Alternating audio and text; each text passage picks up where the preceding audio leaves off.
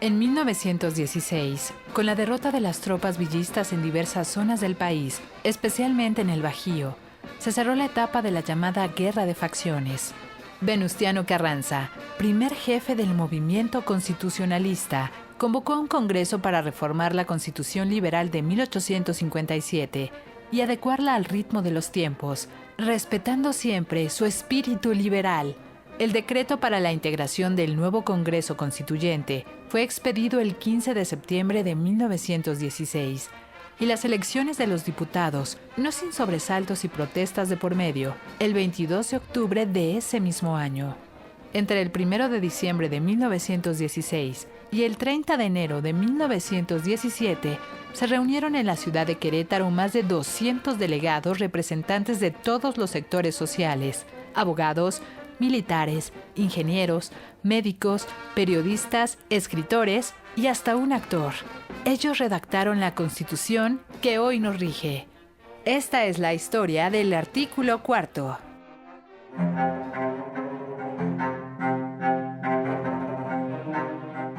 El artículo 4 es el que se destina a la igualdad de hombre, de mujer, de derechos de familia, de derechos de vivienda, de derechos de salud. Está el derecho a la alimentación. Tiene todos los derechos que van a implicar obligaciones de hacer por parte del Estado. Son una serie de derechos importantísimos. La lucha por los derechos y su constitucionalización es fundamentalmente una lucha ciudadana, lo ha sido siempre. Es un artículo muy magnánimo.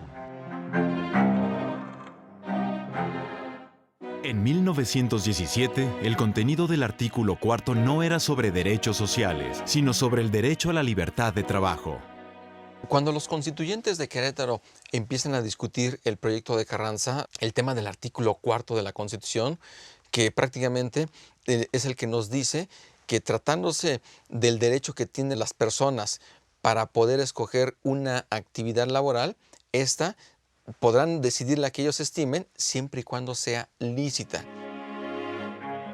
Recordemos que las condiciones laborales eran condiciones que no reconocían derechos, por supuesto de seguridad social ni siquiera se pensaba, sino que jornadas de trabajo infrahumanas, salarios demasiado bajos, la existencia de las tiendas de raya. Fue un debate muy importante en el Constituyente del 17, tenía que ver con la posibilidad de que las personas pudieran elegir libremente a qué habrían de dedicarse, tomando en cuenta que durante el siglo XIX pues, había condiciones en algunos trabajos casi de semiesclavitud.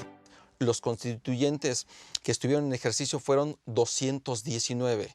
Dentro de esos 219 hubo dos principales grupos ideológicos, unos que eran los jacobinos radicales, que estaban pues como líder visible e indiscutible, era el michoacano Francisco Múgica.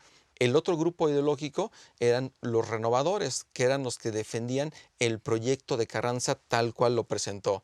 Hablamos del presidente del Congreso, Luis Manuel Rojas, de Félix Pallavicini, también otro, de José Natividad Macías, uno de los redactores del proyecto de Constitución, junto con el presidente Luis Manuel Rojas. No se trataba de una asamblea homogénea, sí con una orientación marcada en el sentido de que había que traducir los postulados y las razones de la revolución en normas constitucionales, pero había diferencias de opinión muy grandes y esto se puede ver claramente en los debates del Congreso Constituyente. Y había otro grupo que eran los llamados equilibristas, entre los que destaca Pastor Rué o Hilario Medina. Ellos votaban tanto a favor de las ideas de los liberales como a favor de las ideas de los moderados o conservadores. Ellos también hicieron que el constituyente pues tuviera, digamos, esta variedad de ideas, pero que indudablemente el aspecto de las tendencias liberales pues fueron incorporadas ahí. Es ahí donde se va a dar, digamos, esta discusión interesante en estos 2 meses en Querétaro. El hecho de defender el proyecto de Carranza o ir más allá de lo que Carranza proponía. Una vez leído el proyecto, se presentaron diversas propuestas sobre el contenido del artículo. La primera fue discutida el 15 de diciembre de 1916, durante la 14ª sesión ordinaria. Se le agregó a ese artículo lo que se refería a la regulación de las profesiones, que era algo que en la Constitución de 1857 estaba en el artículo 3.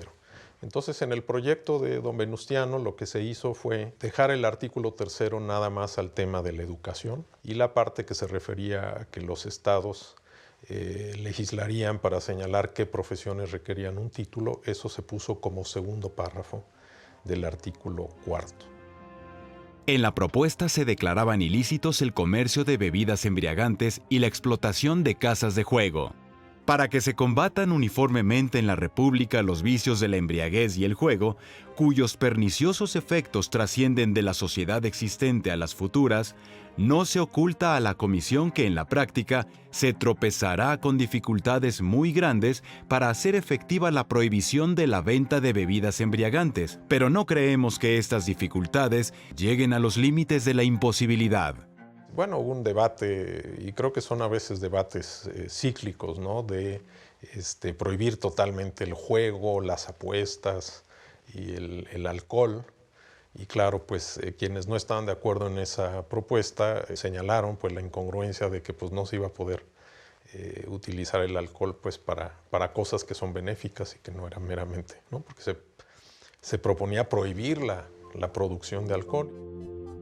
Debido a diversas opiniones recogidas por los miembros de la Comisión de Constitución, esta, por boca del diputado Francisco Múgica, pidió retirar el artículo para presentar una nueva redacción.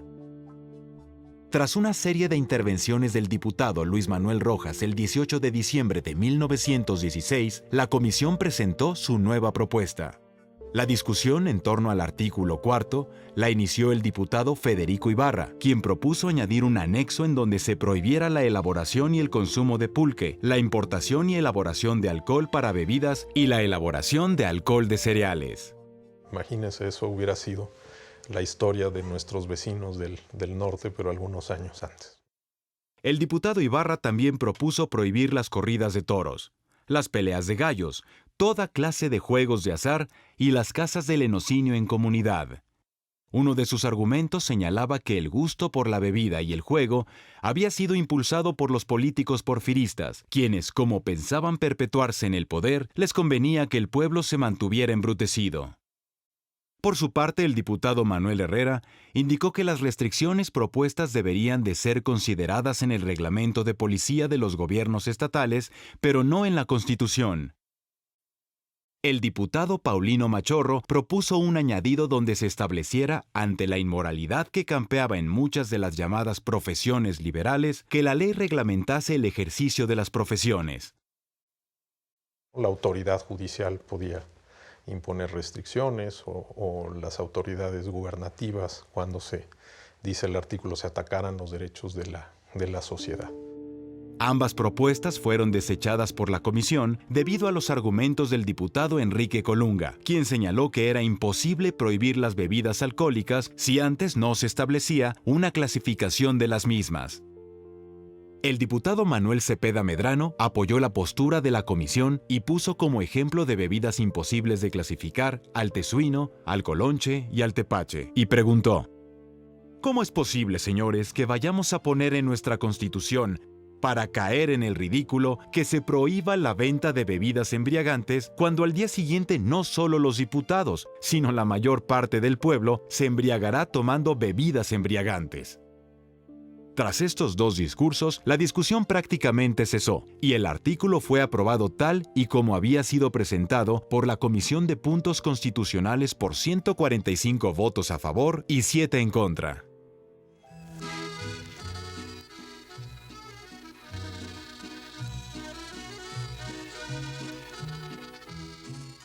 Y en el momento en que se reconoce el derecho de los trabajadores, se reconoce también el derecho de toda persona mexicana para dedicarse a lo que quiera. Es la libertad de trabajo y la libertad de comercio, lo que se reconoce en el artículo 4 constitucional. Entonces, pues era un típico derecho liberal de las constituciones del siglo XIX que pasó prácticamente tal cual a la Constitución de 1917.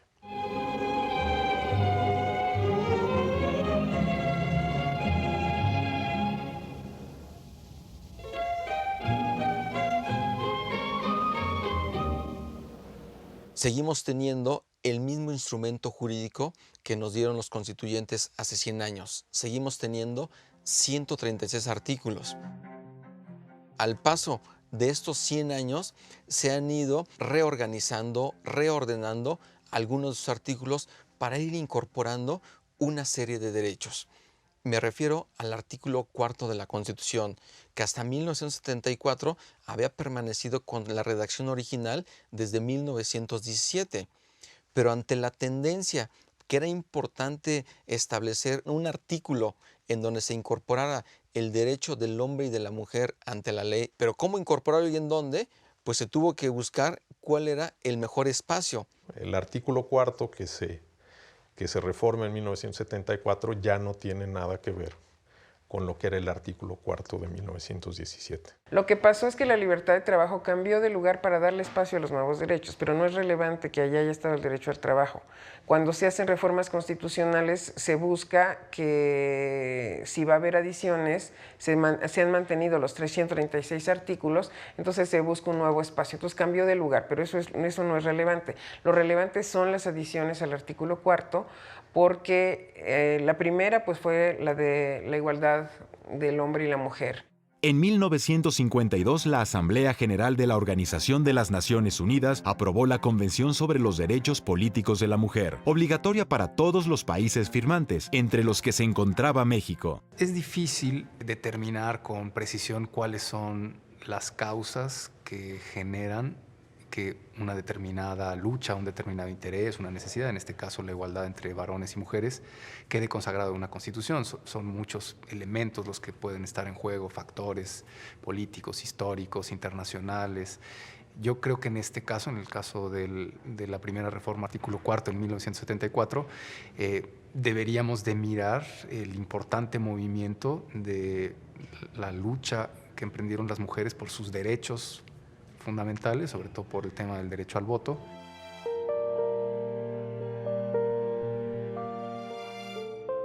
El tema de la igualdad de derechos de las mujeres pues es un tema desde 1917, ¿no? En 1917 se planteó, había un grupo de mujeres y algunos diputados constituyentes que insistieron en la cuestión del voto de las mujeres. Lo que provocan estas iniciativas en la Comisión de Puntos Constitucionales son risas. El taquígrafo del constituyente toma nota de que les hace mucha gracia que llegaran iniciativas a favor del sufragio femenino, porque era algo que se veía totalmente ajeno a las necesidades de la sociedad mexicana. Estamos en 1917, donde está en auge la última etapa de la lucha por el sufragio femenino en Estados Unidos. La Constitución mexicana pues es una constitución de constituyentes hombres en el origen, porque no hubo participación de ninguna mujer, no obstante que la secretaria particular de don Venustiano Carranza era la principal impulsora del voto. Fue Hermila Galindo, que era una asistente de confianza de Venustiano Carranza. Ella estuvo del lado de la facción triunfante de la Revolución Mexicana y por eso sabemos que presentó esta iniciativa a el Congreso Constituyente. Se consigna la presentación de la iniciativa por parte de Hermila Galindo, pero en el día de los debates se refiere que como no era un tema que se tenía ya dentro de la agenda en el orden del día, no se iba a discutir. Y de hecho, Pallavicini, en su crónica que hace en su obra de la historia de la Constitución de 1917, él dice que él sí está a favor del voto de las mujeres, de que se discutiera el tema. Sin embargo, el diario de los debates establece una situación pues que es distinta a lo que dice Pallavicini, porque el diario de los debates refiere que Pallavicini, él siendo de los moderados, él dijo que no se discutiera un tema que no estaba contemplado dentro de lo que eran las discusiones del constituyente de Querétaro. Y ahí hubo el dictamen de la Comisión de Constitución, se pronunció en contra. Dijo que no había las condiciones, que las mujeres no habían salido, digamos, a la vida pública o que no había todavía una presencia pública de las mujeres y en ese sentido sus intereses no eran distintos, diríamos, de los de su familia o de los los esposos. Lo que más permaneció de esta discusión en la Comisión de Puntos Constitucionales fue el riesgo que podría representar el que algunas mujeres se lanzaran a presentar candidaturas. Que se optó por una constitución de lenguaje aparentemente neutral, donde se hablaba de los mexicanos, pero cuando Ermila Galindo, la secretaria Carranza, decide postularse para una diputación, le dijeron que donde decía mexicanos se debía entender varones, y así se interpretó restringido el concepto hasta 1953.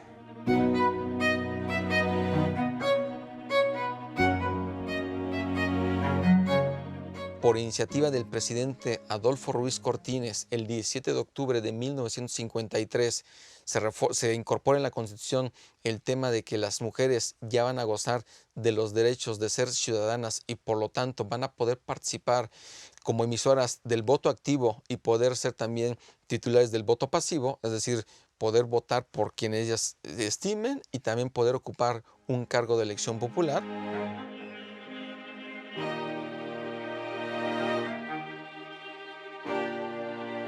En el caso del derecho al voto de las mujeres, no hubiera sido necesario una reforma constitucional como la que se dio en la época de Ruiz Cortines, porque hubiera bastado que se dijera que donde decía mexicanos se entendía que eran hombres y mujeres, porque era un tema de interpretación restringida, no de que lo dijera. Si decía mexicanos, ¿por qué en todos los otros artículos constitucionales se entendía que estábamos hombres y mujeres implicados?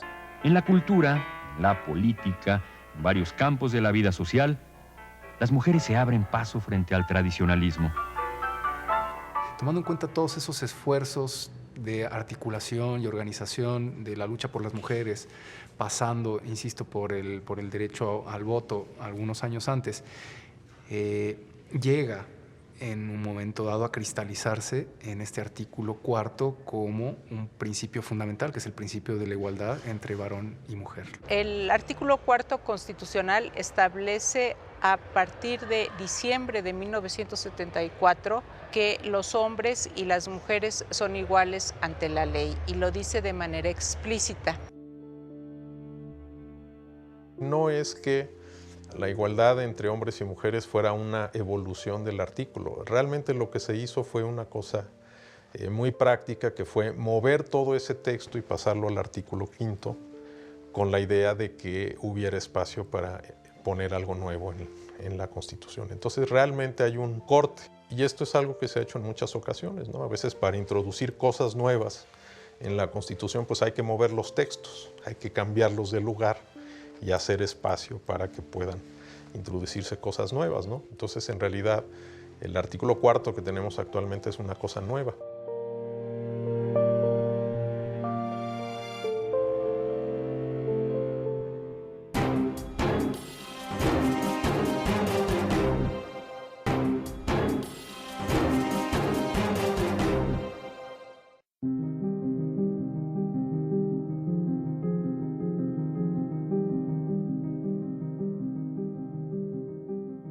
Lo que tenemos hoy en día son un conjunto de esos derechos muy importantes que están establecidos en la Constitución: tránsito, reunión, asociación, creencias, imprenta, como se denominaban, y otros derechos, más un conjunto de derechos que necesariamente implican que el Estado me otorgue prestaciones materiales para lograr satisfacerlo: educación, vivienda, agua, salud, etcétera. Entonces, hay una diferencia fundamental entre el texto de 1917 y el texto del 2017, con el que vamos a llegar al centenario.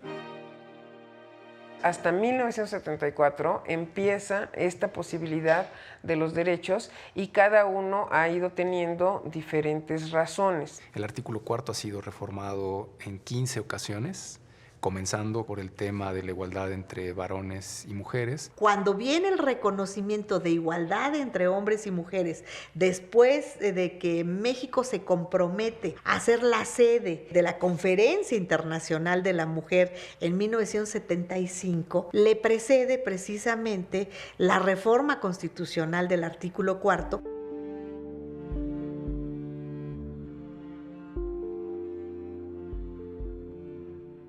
Y eso implicó cambiar de lugar el artículo 4 para establecer en su artículo 1 el varón y la mujer son iguales ante la ley, y el párrafo que dice toda persona tiene derecho a decidir de manera libre, responsable e informada sobre el número y espaciamiento de sus hijos, y eso también es un derecho fundamental de las mujeres que hay que reconocer.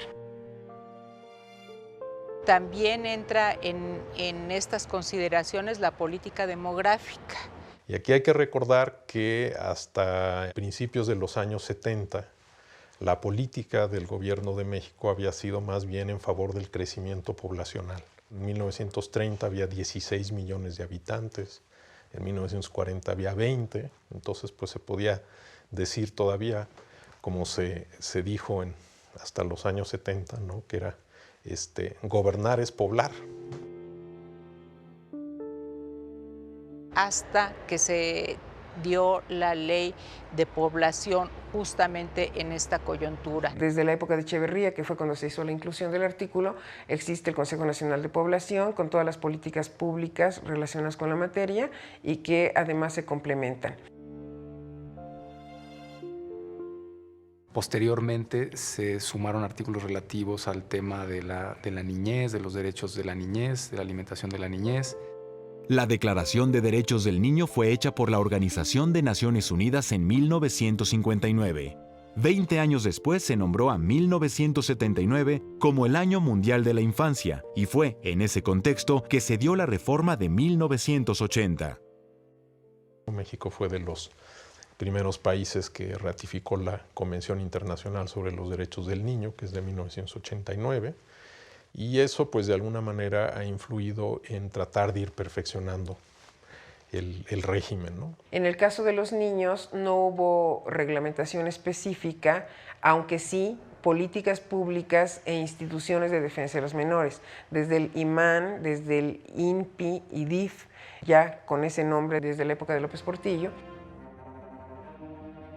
Y creo que eso está muy en consonancia con lo que ya se había incluido en el artículo en 1974, ¿no? La igualdad del hombre y la mujer, la familia y lo que se refiere a el derecho a decidir el número y espaciamiento de los hijos. Y luego hay otro grupo de reformas que han ido incluyendo también de manera paulatina en el artículo 4 lo que yo llamo derechos individuales de carácter social. Es decir, son derechos que tiene toda persona, y eso está así enunciado, toda persona tiene derecho a esto, pero que son derechos que implican que el Estado haga algo. Garantías por parte de hacer, justamente por parte del Estado, serían pues el derecho a la salud, a la educación, al medio ambiente, que a diferencia de las primeras, en lugar de no hacer, implica hacer. La parte de salud fue una reforma de Miguel de la Madrid y de inmediato se generó la Ley General de Salud. La característica de la Ley General de Salud y desde la competencia que se da en el artículo 4 constitucional es que ya se da atribuciones a federaciones, estados y municipios y nacen lo que se llaman facultades concurrentes. Con la reforma se pretendía dar a todos los mexicanos la garantía de recibir atención médica acorde a sus necesidades y no acorde a sus recursos. La propuesta de reforma constitucional fue aprobada por 325 votos a favor, con una abstención y un voto en contra.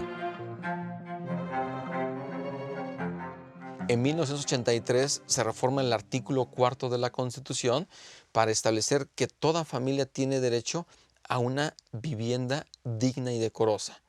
La ley va a establecer los mecanismos para que se pueda garantizar este derecho de toda familia. El titular del derecho a la vivienda no es la persona individual, sino la familia. En el caso de salud y vivienda, 1983, 2 años antes se había producido la ratificación del Pacto Internacional de los Derechos Económicos, Sociales y Culturales en nuestro país. No podemos dejar de mirar ese acontecimiento jurídico relevante, pero yo creo que es un error también no mirar los procesos políticos de organización y de articulación que presionan a los poderes ejecutivo, legislativo, para que reconozcan esas necesidades y esos intereses en la Constitución. La contaminación ambiental en la Ciudad de México se agrava día con día. Los fríos invernales provocan el fenómeno llamado inversión térmica. Se achaca la culpa de la espesa nube de smog no solo a las industrias, sino a los casi 2 millones de automóviles que circulan por la ciudad. Se inicia el programa de verificación de vehículos en el Valle de México. Ante la insuficiencia de esta medida, se obliga a los automovilistas a no circular un día a la semana. Y también con Miguel de la Madrid se trabaja el derecho al medio ambiente sano a finales de su sexenio y ya con una idea de ir ampliando derechos de titularidad individual o colectiva. Y se introdujo además una norma en el sentido de que quien causa daño o deterioro ambiental está obligado a repararlo. La incorporación del derecho al medio ambiente adecuado a la Constitución, después sano, se produce en el 99 y aunque ya tardíamente, pues eso obedece al surgimiento y fortalecimiento de la década de los 70 de un movimiento ambientalista mundial. Y en México surge un movimiento ambientalista. En 1986 ocurre un desastroso accidente en la planta nuclear de Chernobyl en la Unión Soviética. A partir de este hecho, se cuestiona en México la puesta en marcha de la planta nuclear de Laguna Verde en el estado de Veracruz. Diversos grupos protestan y exigen el cierre inmediato de la planta. Luego es verdad que se produce la Declaración de Río, que es una de las declaraciones más importantes sobre medio ambiente a nivel internacional, y por lo tanto, en todo ese contexto de lucha social, de avance de instituciones, de modificaciones a nivel internacional, es que en un momento histórico se determina constitucionalizar un determinado interés o necesidad, como es el derecho al medio ambiente.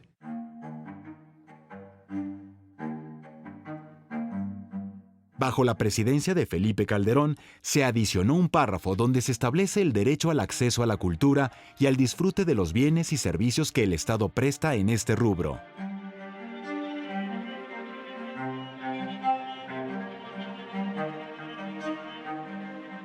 En el año 2011 se va a incorporar a nivel constitucional, a nivel del artículo 4 de la Constitución, el principio del interés superior de la niñez, con los derechos de las niñas y de los niños, que ese derecho fue incorporado en el artículo 4 de la Constitución, dicho de una forma muy general. Y se agregan además obligaciones para las personas que tienen a su cargo el cuidado de niños y niñas, ¿no? Son los tutores, los custodios, los padres. Es decir, no es una responsabilidad y una obligación nada más del Estado, sino que también las personas que directamente tienen a su cargo a los niños mientras crecen y se desarrollan. Se puso el derecho al deporte y a la cultura física. Podríamos discutir si el derecho al deporte sí o no. Es una discusión de carácter filosófico. En qué casos y qué bienes y qué intereses deberíamos de constitucionalizar. Si en un momento dado hubiera, por ejemplo, un gobierno que nos prohibiera hacer deporte, pues a lo mejor tendría sentido empezar a luchar por el derecho al deporte. En el artículo 4 también está consagrado el derecho a la alimentación.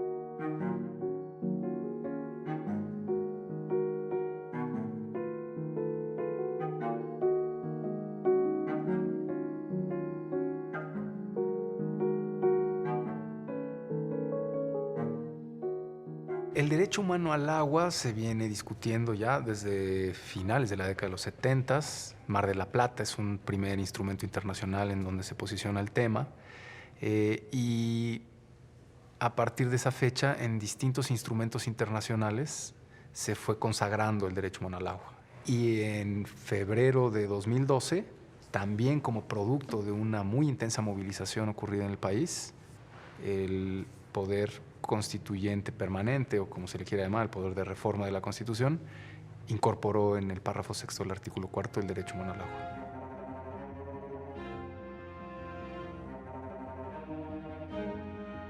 Y recientemente, muy recientemente, el derecho a tener un registro para la propia identidad, ¿no?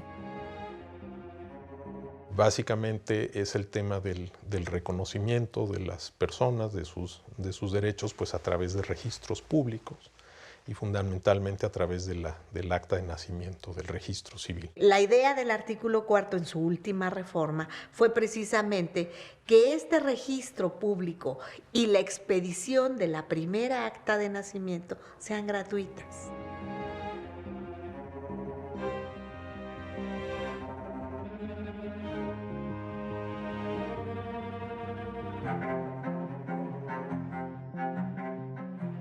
Son 15 reformas al final de las cuales podemos decir que hoy es claramente un artículo que contiene un contenido social de protección de los derechos sociales para los mexicanos y las mexicanas, ¿no? Y aunque hay quien piensa que el artículo 4 es como una especie de cajón desastre, ¿no?, donde se mete todo lo que no cabe en otra parte de la Constitución, yo creo que lo que se ha incluido ahí tiene cierta lógica y podrían agruparse las reformas como en dos grandes temas, ¿no? Lo que tiene que ver con la igualdad de hombres y mujeres, la familia y los niños, y luego todos estos otros derechos que pues tienen que ver con el acceso a bienes y servicios pues que son indispensables para la vida moderna. Lo ideal es que una constitución corresponda a la realidad del país. Nosotros hicimos una constitución que venía de principios e ideas que no eran necesariamente las nuestras. Hay cuestiones que son ya muy mexicanas y que pasamos por un proceso de adoptar la institución como nosotros la queremos. Yo no podría decir que es bueno o es malo, sencillamente es la adaptación que han necesitado tener. La sociedad cambia, las demandas de las sociedades van cambiando y el derecho no puede permanecer estático. El derecho tiene que atender pues todas las necesidades de la sociedad actual e inclusive o deseablemente el derecho tiene que ir un paso adelante de lo que diga la sociedad. Yo creo que en general el artículo 4 constitucional es un artículo estrictamente utópico. Insisto, creo que es muy importante pensar que los derechos no son normas jurídicas, no solo son normas jurídicas, son procesos políticos de articulación de la sociedad que lucha porque sus necesidades e intereses queden consagrados en una norma y sobre todo en una constitución. Esta idea de asegurar todo en la Constitución para que no lo cambie el legislador, incluso para que la Suprema Corte no lo vaya a declarar inconstitucional, pues es la fuerza que ha motivado que el texto crezca y cada vez se hace más y más extenso, ¿no? Es como la inflación de los derechos. Bueno, mañana entonces vamos a tener el derecho a la luz, el derecho al internet, el derecho que ya se están debatiendo. Y hay autores quienes consideran que estamos haciendo un abuso del discurso de los derechos, que estamos intentando convertir prácticamente todo en derechos, ¿no? Y que habría que restringirlos y habría que tener solo algunos derechos mínimos y lo demás dejarlo al campo de las políticas. Bueno, el día que los estados cumplieran con sus obligaciones, pues yo diría, bueno, sí, puede ser. De manera que llega un momento que ya se vuelve un texto poco accesible incluso para los especialistas. Entonces yo decía que se parecía a un cuento de Jorge Luis Borges que se llama El libro de arena, que es un libro que es infinito, ¿no? Nunca se puede abrir exactamente en el mismo lugar, no tiene principio, no tiene fin.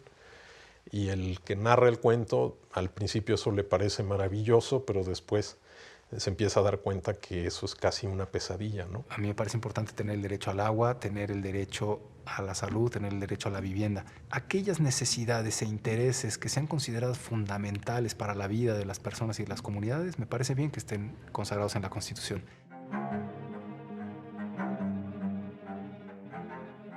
En toda la sociedad mexicana siempre hay que observar una distinción esencial. Uno es el país formal y otro es el país real.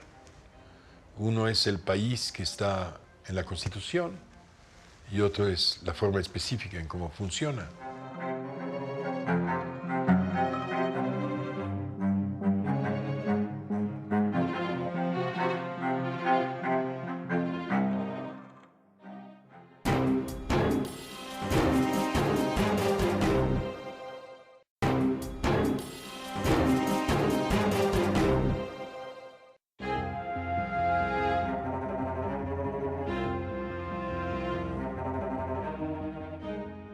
Hoy tenemos protegidos todos los derechos humanos de fuente constitucional, más todos los derechos humanos de fuente convencional.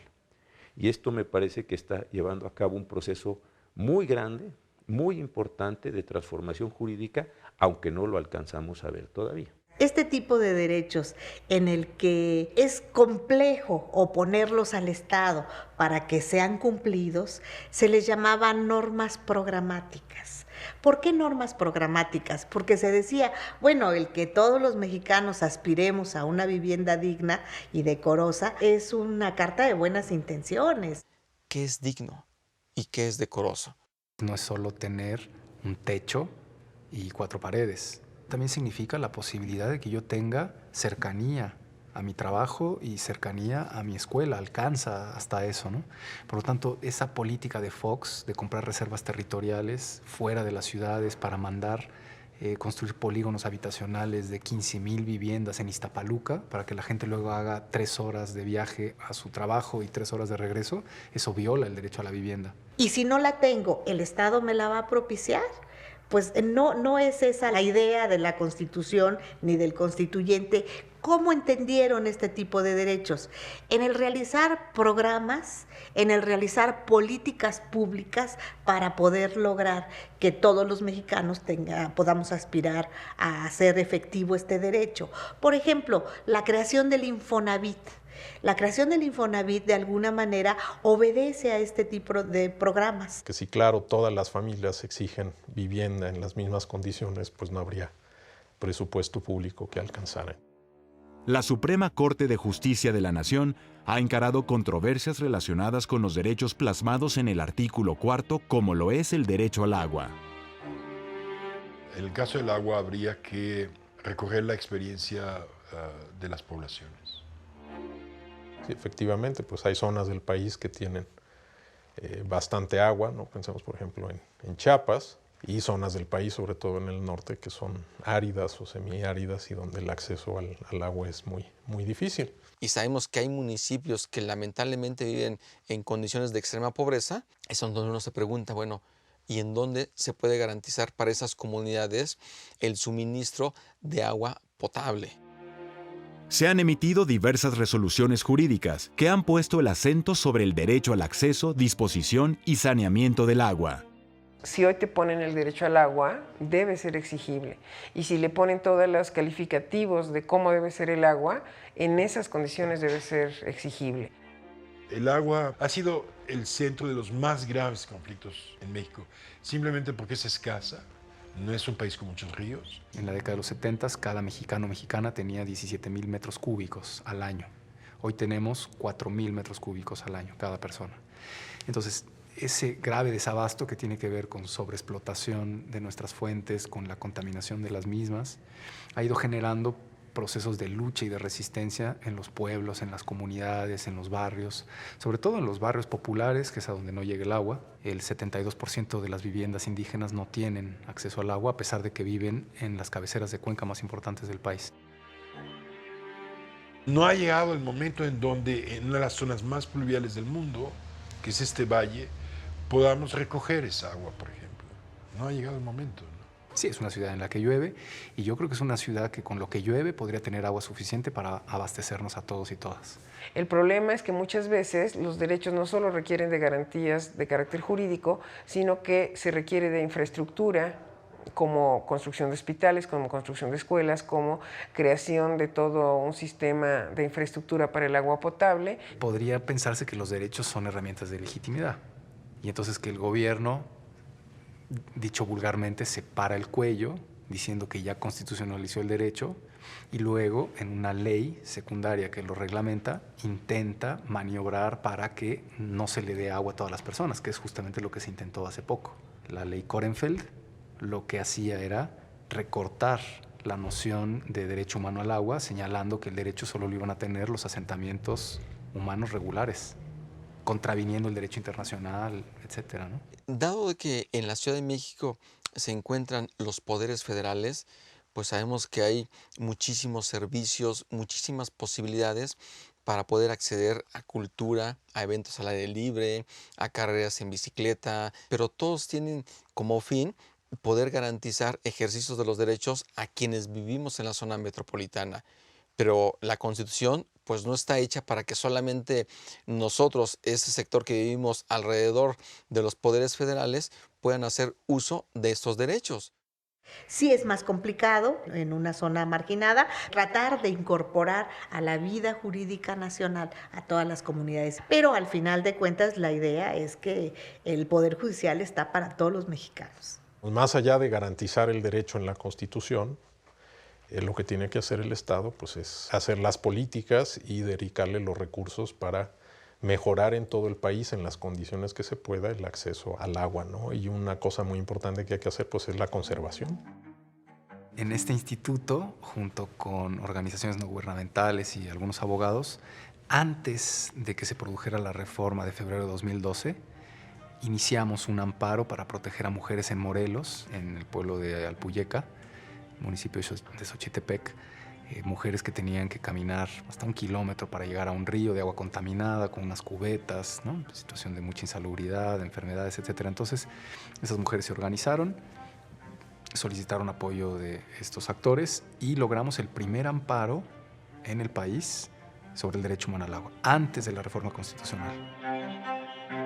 La resolución de la Suprema Corte de Justicia de la Nación, así como la sentencia que reconoció la violación del derecho humano al agua, benefició a todas las familias que habitan en la zona y podrá beneficiar a otras personas que enfrenten situaciones similares en otras localidades del país. Y eso es lo que hace el Poder Judicial, que alguien que se considera vulnerado en un derecho puede, por la vía del amparo, pedir que ese derecho le sea respetado. Yo creo que en todos los asuntos que nosotros resolvemos, de alguna manera, quizás indirecta, inciden en políticas públicas, pero no es que nuestra sentencia vaya a determinar cuál es la política pública que se debe de llevar a cabo. Esa es función del Ejecutivo. Entonces, es el Ejecutivo el que en un momento dado puede hacer realidad todo este tipo de políticas públicas porque es el que tiene, primero que nada, la función y segundo, el que determina si el presupuesto público puede o no emplearse para esto. Son derechos que se han llamado de cumplimiento progresivo y los instrumentos internacionales dicen que estos derechos pues tienen que protegerse hasta donde alcancen los recursos, ¿no?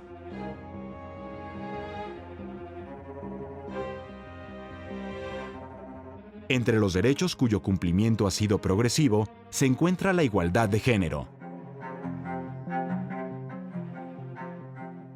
Yo creo que la condición de la mujer hoy es mejor que la de en la década de los 70s. Pero yo creo que hoy nadie diría que hemos llegado ya a una situación de igualdad entre varones y mujeres. Hoy sigue habiendo una desigualdad profunda, seguimos viviendo en una sociedad patriarcal, machista. El impacto social fue señalar la insuficiencia de la legislación anterior para que las mujeres pudieran tener acceso al trabajo, pudieran tener acceso a la vida pública. México después suscribió tratados internacionales, pero dos muy importantes es el de CEDAW para combatir toda forma de discriminación y el de Belém do Pará, que es para la prevención de la violencia contra las mujeres. Y de esa manera avanzamos mucho, pero todavía en temas, por ejemplo, políticos, se tuvo que establecer en cierto momento cuotas y hoy la paridad, y a pesar de eso, los congresos todavía no tienen una integración 50-50 como fuera deseable. En cumplimiento precisamente a los compromisos internacionales que México ha asignado en materia de igualdad de derechos del hombre y la mujer, se crearon los comités de igualdad de género, diversas entidades públicas federales y entre ellas el Poder Judicial de la Federación. La idea es que se introduzca la perspectiva de género para juzgarla de manera igualitaria. Lo primero que está en juego, yo creo, la discusión de la figura que representa a la mujer como un ente con todas las cualidades de un ser autónomo. Y eso pasa por la condición de su propio cuerpo. Entonces estamos ya en la discusión sobre lo que es tan álgido hoy, el derecho a decidir, etc. Yo diría ahí, por ejemplo, que el instrumento de las acciones colectivas, que podría estar anclado en el artículo 4 y también, por supuesto, en el artículo 1, en su párrafo 5 sobre no discriminación, podrían ser medidas importantes para seguir avanzando en la igualdad entre varones y mujeres. No hay comisiones de investigación sobre extractivismo, no hay comisiones de investigación sobre feminicidio.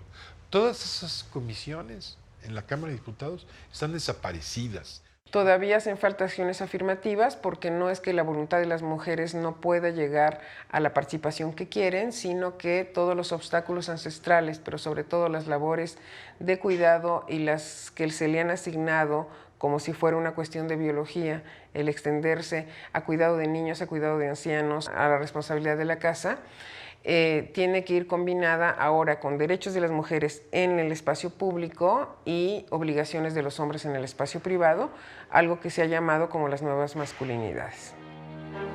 Se trata de que hombres y mujeres tengan la posibilidad de ausentarse del trabajo, de tener permisos de maternidad y paternidad para atender a sus hijos pequeños y recién nacidos. Eso contribuiría a avanzar en la igualdad. Ahora, eso también puede significar, por ejemplo, que los varones podamos cuidar a los niños, criar a los niños, y entonces sería en nombre de la igualdad que un hombre hoy, un varón, pidiera en su trabajo el tiempo, el mismo tiempo que tienen las mujeres para poder dedicarse a la crianza de los niños.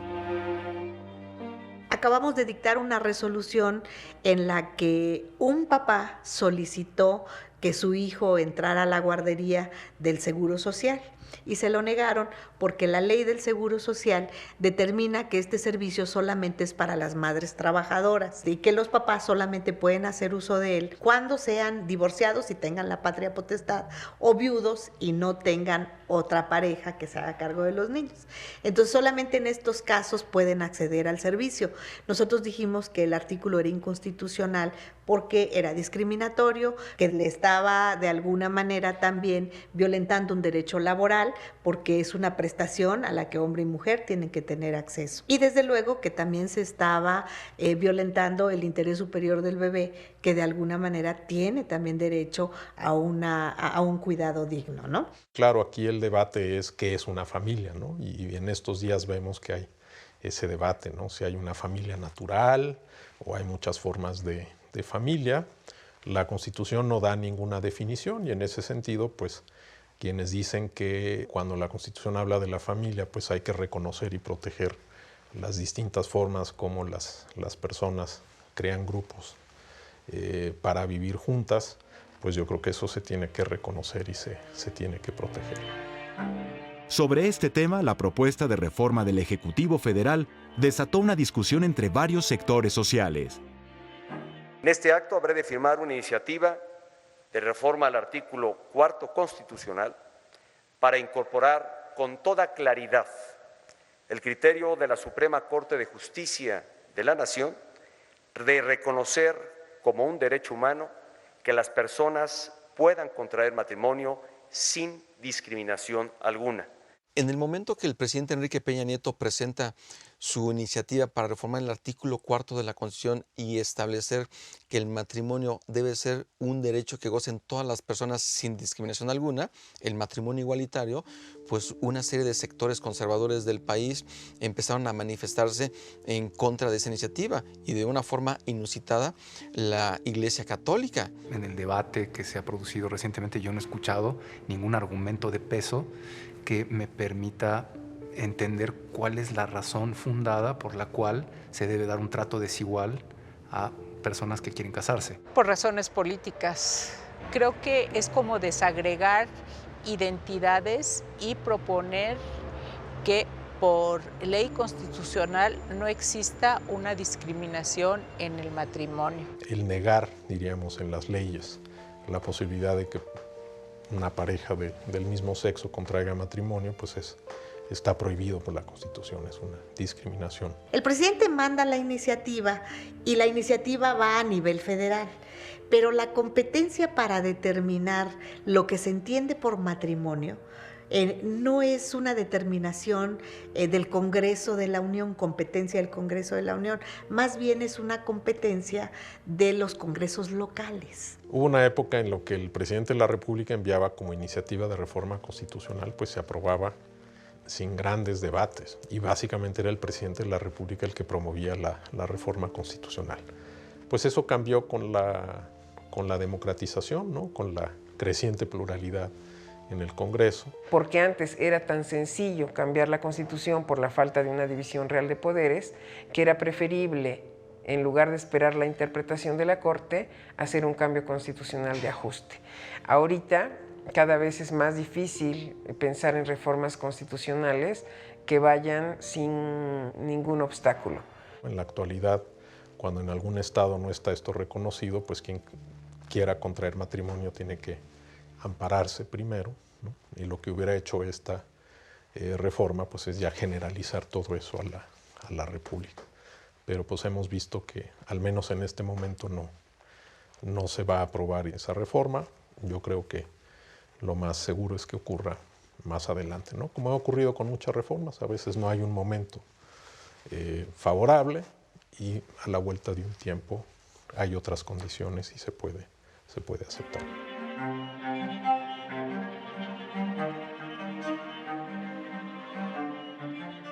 Porque los operadores jurídicos, los jueces, los legisladores, las autoridades administrativas, etcétera, tenemos que hacer cosas distintas, tenemos que partir de un concepto filosófico, desde luego establecido por el derecho, no es esto una metafísica general, en el cual tenemos nosotros que encontrar cómo proteger esos derechos al suponerse, así por el orden jurídico, que forman parte de la persona misma. Y esto sí me parece también que en términos funcionales, no solo retóricos, no solo simbólicos, que desde luego son muy importantes, pero no son operativos, en términos funcionales sí tenemos que hacer algunas transformaciones en la forma en que los órganos del Estado estamos actuando.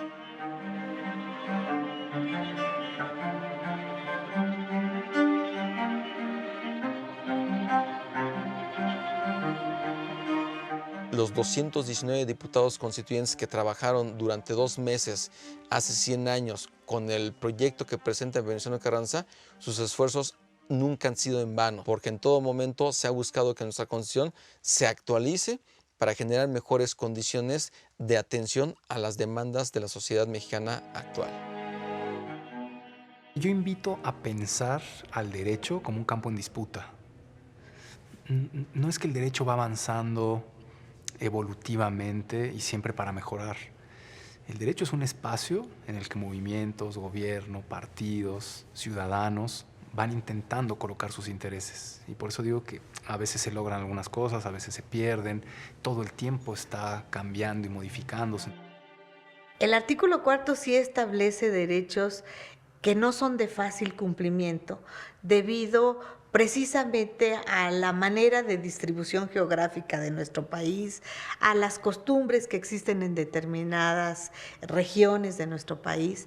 Pero yo creo que fundamentalmente lo primero que debemos de pensar es, ya están establecidos, ese es un primer paso. Y por eso es importante que haya movilización política, movilización ciudadana, organización de los ciudadanos para luchar por sus derechos y obligar al derecho a que reconozca esas necesidades y esos intereses. Pero es más dialéctico. Yo creo que no todos los mexicanos todavía conocen la Constitución, que es muy necesario todavía seguir difundiendo el contenido de la Constitución, es parte de la tarea que tenemos acá en la Corte, de qué manera la van sintiendo propia, la van sintiendo suya, y si hay algo que tiene la Constitución mexicana de particular, es mucho dinamismo.